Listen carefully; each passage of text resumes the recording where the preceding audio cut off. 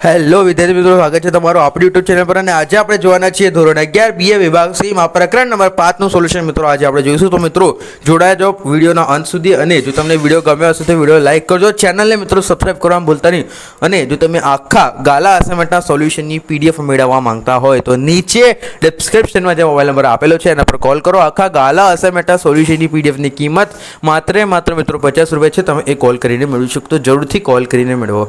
બધા વિદ્યાર્થીઓ મેળવી લીધી છે। મિત્રો શરૂ કરીએ આપણું આજનું સોલ્યુશન ધોરણ 11 બીએ ગાલા અસાઇનમેન્ટ વિભાગ સી માં પ્રકરણ નંબર 5 નું સોલ્યુશન મિત્રો આપણે અત્યારે જોઈશું। ઓકે, તો ચાલો શરૂ કરીએ આપણું સોલ્યુશન। તો કે પહેલું છે, વ્યક્તિગત માલિકી કોને કહેવામાં આવે છે? વ્યક્તિગત માલિકી કોને કહેવામાં આવે છે? તો કે જે ધંધાકીય વ્યવસાયના સ્વરૂપની માલિકી, સંચાલન અને અંકુશ એક જ વ્યક્તિ હોય અને તે મૂડીરોકાણ કરી ધંધાની શરૂઆત કરે છે। જે ધંધાકીય વ્યવસ્થાના સ્વરૂપની માલિકી, જે ધંધાકીય વ્યવસ્થાના સ્વરૂપની માલિકી એક જ વ્યક્તિ હોય અને તે મૂડીરોકાણ કરી ધંધાની શરૂઆત કરે છે। બરાબર, સિમ્પલી છે, આમાં કઈ સમજાવવાની જરૂરત નથી। શરૂઆત કરે છે અને ધંધાનો વિકાસ કરે છે અને ધંધાના કાર્યો સંભાળે છે। તેના પરિણામે નફો કે નુકસાન પોતે જ તે ભોગવે છે, તેને વ્યક્તિગત માલિકી કહેવામાં આવે છે। જે ધંધાના વ્યવસાયના સ્વરૂપની માલિકી, સંચાલન અને અંકુશ એક જ વ્યક્તિ, એટલે બધું જે પણ નુકસાન થાય તો પણ એ માલિક જ ભોગવે, જે પણ ફાયદો થાય તો પણ એ માલિક જ ભોગવે, તેને વ્યક્તિગત માલિકી કહેવામાં આવે છે। વ્યક્તિગત। ઓકે, એના પછી આપણે જોઈએ બીજા નંબરનો ક્વેશ્ચન। કેટલા ક્વેશ્ચન છે મિત્રો લાસ્ટમાં? તો કે 11 ક્વેશ્ચન છે। ઓકે, તો બીજા નંબરનો પ્રશ્ન આપણે જોઈએ અત્યારે। ભાગીદારી પેઢીમાં નિર્ણયો કઈ રીતે લઈ શકાય છે? ભાગીદારી પેઢીમાં નિર્ણયો કઈ રીતે લઈ શકાય છે? તો કે ભાગીદારી પેઢીના બધા નિર્ણયો ભાગીદારો વચ્ચે ચર્ચા વિચારણા કરી લાભાલાભનો વિચાર કરી લેવામાં આવે છે। ભાગીદારી પેઢીમાં બધા ભાગીદારો વચ્ચે ચર્ચા વિચારણા કરી લાભાલાભનો વિચાર કરીને લેવામાં આવે છે। હિન્દુ અભિવ્યક્ત કુટુંબ પેઢી કોને કહે છે? તો કે હિન્દુ કાયદાના મુજબ ધંધાનો એ વારસાગત છે। હિન્દુ કાયદા મુજબ ધંધો એ વારસાગત છે અને તેની વારસામાં મળેલો છે, તેથી તે વારસા મળેલો છે અને ધંધો ચલાવતા અભિવ્યક્ત હિન્દુ અભિવ્યક્તિ કુટુંબની પેઢી કહેવામાં આવે છે। ઓકે, તો ભાગીદારો નફો વેચણી શી રીતે કરે છે? ભાગીદારો છે નફાની વહેંચણી શી રીતે કરે છે એ તો ખબર હોવી જોઈએ આપણને। ઓકે, તો ભાગીદારો ભાગીદારી કરારમાં નક્કી થયા મુજબ શું કહે છે, નક્કી વહેંચણી કરે છે। સોરી, નાણાંની વહેંચણી હશે, યા નાણાંની પ્રિન્ટિંગ મિસ્ટેક થઈ ગઈ એટલે વાંચવામાં ભૂલ થઈ ગયું। તો કે ભાગીદારો ભાગીદારીની કરારમાંથી નક્કી કર્યા મુજબ નાણાંની વહેંચણી કરે છે, અને પરંતુ જો કરારમાં નફાની વહેંચણી બાબત નાણાંની હશે મિત્રો, ત્યાં નફા હશે, નફાની જગ્યાએ નકા લખાઈ ગયું। નફાની વહેંચણી બાબત અંગે કઈક નક્કી થયું ન હોય ને, તો કાયદાનો પ્રમાણ નફાની વહેંચણી સરખે ભાગે થાય છે। પાંચમું છે 1932 બોલાઈ ગયું, એ કે આઈપીએલ ચાલુ છે। 1932 ના ભારતીય ભાગીદારી કાયદામાં ભાગીદારીને લગતી કઈ જોગવાઈઓ દર્શાવવામાં આવેલ છે? 1932 માં ભારતીય કાયદા ભાગીદારી લગતી કઈ જોગવાઈઓ દર્શાવવામાં આવી છે? તો કે 1932 માં ભારતીય ભાગીદારી કાયદા ભારતના હક્કો, ફરજો, નિયમો, પેઢીની નોંધણી તેમજ ભાગીદારીને લગતી અન્ય જોગવાઈઓ દર્શાવવામાં આવેલ છે। છઠ્ઠું છે, ધંધાની માલિકીને ધંધામાં દેવું થઈ જતા પોતાનો અંગત મિલકત વેચીને દેવું છૂટે કર્યું, અને અહીં માલિકે કયા પ્રકારની જવાબદારી નિભાવી કહેવાય? તો કે ધંધાના માલિકને ધંધામાં દેવું થઈ જતા પોતાની અંગત મિલકત વેચીને દેવું છૂટે। આ મિત્રો તમે ડાયજેસ્ટમાં જોશો તો એની મળવાનું આ પ્રશ્ન। માલિકે કયા પ્રકારની જવાબદારી નિભાવી? તો કે જો પેઢીનું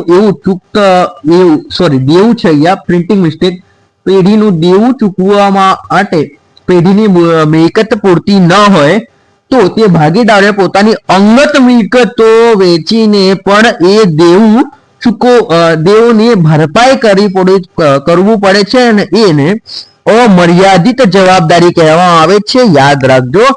ઓકે, આટલું સોલ્યુશન તો મિત્રો માત્ર ને માત્ર આપણી યુટ્યુબ ચેનલ પર થાય છે. તો મિત્રો તમે હજુ સુધી આપણી યુટ્યુબ ચેનલને લાઈક નથી કરતા, ચેનલને સબસ્ક્રાઇબ નથી કરતા, આ તો મિત્રો ખોટી વાત છે. તો ફટાફટ યુટ્યુબ ચેનલને લાઈક અને સબસ્ક્રાઇબ કરો. એક મિનિટ, માઇકમાં પ્રોબ્લેમ થઈ ગઈ. માઇક એક મિનિટ ચેક કરી લો. Okay, ready. Okay, ready. તો કે ક્યાં હતા આપણે?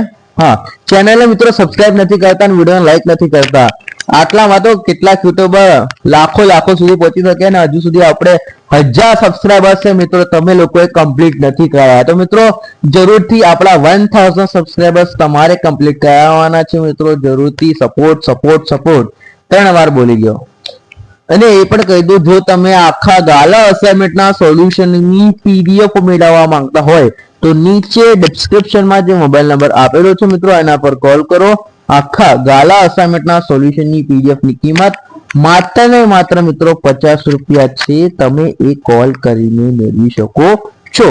તો એના પછીનો વિડીયો જોઈએ. પ્રશ્ન જોઈએ. વ્યક્તિગત માલિકામાં રહસ્યની જાળવણી કેવી રીતે શક્ય બને છે? તો વ્યક્તિગત માલિકીમાં એક જ વ્યક્તિના સર્વ સત્તાધીશ હોવાથી ધંધાના બધા રહસ્યને તેને હસ્તક હોય છે ને તે વેપારીના સોદાઓ, હિસાબો તથા ધંધાની સફળતાની બાબતો ગુપ્ત રાખી શકે છે. માલિકે તે બાબત પર કોઈકને જણાવી પડતી નથી ને કે પ્રકાશિત કરવી પડતી નથી અને આ રહસ્યોની જાળવણી શક્ય બને છે. 8મો નંબરનો પ્રશ્ન, અમર્યાદિત જવાબદારી એટલે શું? અમર્યાદિત જવાબદારી એટલે શું?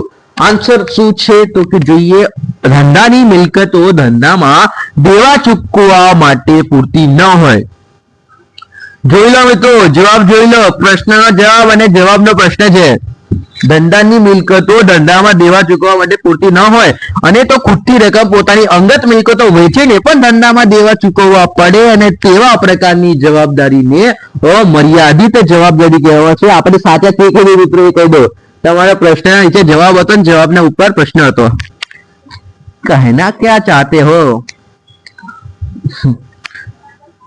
9મો પ્રશ્ન, 1932 ભાગીદારી કાયદા મુજબ ભાગીદારીની વ્યાખ્યા આપો.